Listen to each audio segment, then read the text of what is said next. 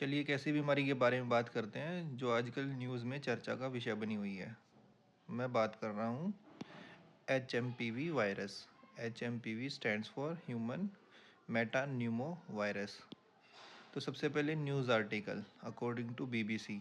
Recently देखा गया है कि चाइना के हॉस्पिटल्स में मास्क लोगों की संख्या धीरे धीरे बढ़ती जा रही है। ऐसा लग रहा है जैसे कोई पेंडेमिक आ गई है। सबसे पहले समझ लेते हैं कि ये कोविड लाइक नहीं है कि जिससे आपको इतना ज़्यादा वरी करने की ज़रूरत है। ये बीमारी इनफैक्ट मैं अगर बात करूँ तो ये कोई न्यू वायरस नहीं है। In fact it was discovered in the year 2001 एंड ये हर साल आती है बीमारी, पर recently due to COVID media है वो हर एक बीमारी को स्पेशली जो चाइना से ओरिजिनेट हो रही होती है उसको दुनिया के सामने लेके आते रहते हैं। वेल एक हद तक ये ज़रूरी भी है because China has got tendency to hide bad things originating from their country. But believe me, this particular strain of virus is not as harmful as was COVID-19. So ये किन को ज़्यादातर अफेक्ट करता है? इनफैक्ट अपने childhood में every child by their fifth birthday is affected by any form of न्यूमोवायरस। जो ये बीमारी होती हैं जो वायरस से होती हैं न्यूमो वायरस वगैरह से, जिसमें फ्लू लाइक सिम्टम्स होते हैं जैसे सर्दी खांसी जुकाम बुखार आना, इनको हम सेल्फ लिमिटिंग बोलते हैं। सेल्फ लिमिटिंग मतलब इनकी एक पर्टिकुलर टाइम फ्रेम होता है जिसके बाद ये अपने इनके जो लक्षण हैं वो खुद से चले जाते हैं और ये वरी करता है। तो ये 2 से लेके 5 डेज और सम टाइम 1 सप्ताह तक भी रहते हैं। तो मैक्सिमम जो ड्यूरेशन होगी वो मैं बात करूँ 2 से 5 दिन तक भी हो सकती है। अब ये जो इलनेस होती है वो सबसे पहले जैसे मैंने कहा कि नया वायरस नहीं है, तो आइडेंटिफाइड इन नीदरलैंड्स हॉलैंड में 2001 में ये वायरस का डिटेक्ट हुआ था। और like any other virus of this particular family ये डायरेक्ट कॉन्टैक्ट से फैलता है। डायरेक्ट कॉन्टैक्ट में जैसे मैं अगर बात करूँ इसमें हो सकता है टच करने से फैलेगा। स्नीजिंग मतलब कोई आपके सामने जिसको ये बीमारी है तो उसका स्नीज करने से छींक मारने से उसके वायरस के जो ड्रॉपलेट्स हैं वो एयर में आ जाएंगे और उससे आपके चेहरे पर भी उसका असर आ सकता है। सिम्टम्स मैंने जैसे कहा फ्लू लाइक सिम्टम्स है तो कफ हो सकती है, फीवर हो सकता है, नेज़ल कंजेशन हो सकता है, किसी किसी को सांस लेने में तकलीफ़ हो सकती है जिसको हम शॉर्टनेस ऑफ ब्रेथ में कहूँ अगर। राइनोरिया मतलब जैसे नाक से पानी रहता है जुकाम के टाइम पे उस तरह की प्रॉब्लम, या नाक बंद हो जाना जिसको नेजल कंजेशन बोलते हैं। तो ये सब फ्लू लाइक सिम्टम्स इस बीमारी में होते हैं। केसेस क्यों बढ़ रहे हैं, फिर न्यूज़ में इतना रिपोर्ट क्यों किया जा रहा है इस चीज़ को?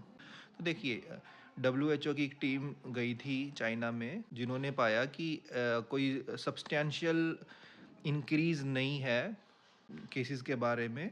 हर साल इन्हीं पर्टिकुलर सीज़न में विंटर एंड अर्ली स्प्रिंग के टाइम पे इस तरह के जो सिम्टम्स वाले मरीज होते हैं वो ज़्यादातर हॉस्पिटल्स में जाते हैं। ऐसा ही ट्रेंड इस बार भी पाया गया, तो ऐसा कोई सर्ज नहीं है, बस ये है कि रिपोर्टिंग इस बार पहले के मुकाबले ज़्यादा हुई है। These HMPV spikes they coincides with low temperature that are expected till March. Early spring की बात करें जैसे लिखा हुआ while this is concerning the increase prevalence is likely the normal seasonal increase seen in winter months. How much should we be worried about? कोविड-19 के बाद लोगों को लगने लग गया कि हर जुकाम खांसी है वो basically could be COVID. No, it's absolutely wrong to think on those lines.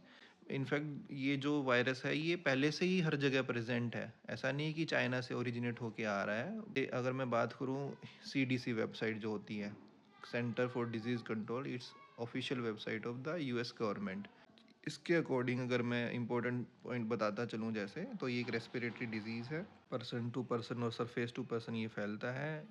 Flu like symptoms होते हैं fever, cough, nasal congestion, shortness of breath. Incubation period अगर मैं बात करूँ वो 3 to 6 डेज, मतलब पहली बार आप किसी कॉन्टैक्ट में आए ऐसे मरीज के तो उस कॉन्टैक्ट आने के बाद 3 से 6 दिन में आपके अंदर लक्षण दिखाई देंगे। Prevention is the cure.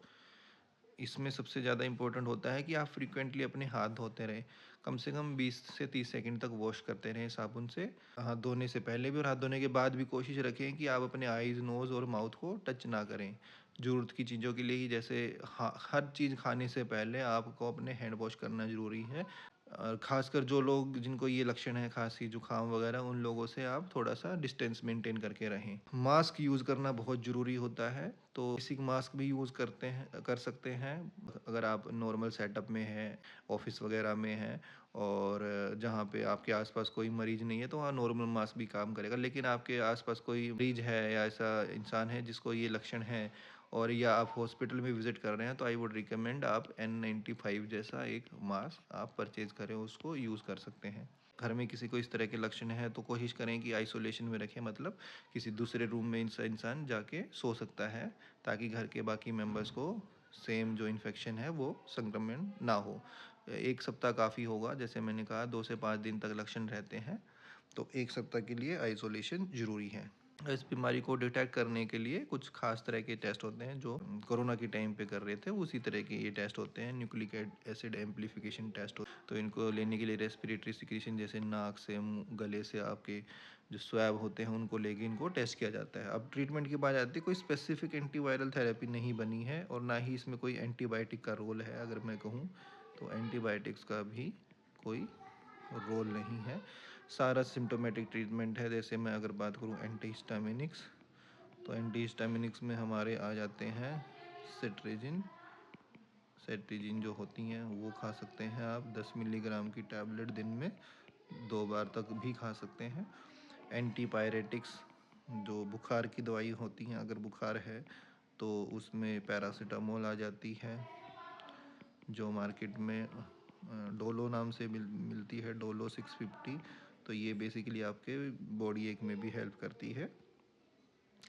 दूसरे सलाइन गार्गल्स होते हैं, कुछ भी खाने के बाद दिन में नमक के हल्के गुनगुने पानी से आप गार्गल्स कर सकते हैं।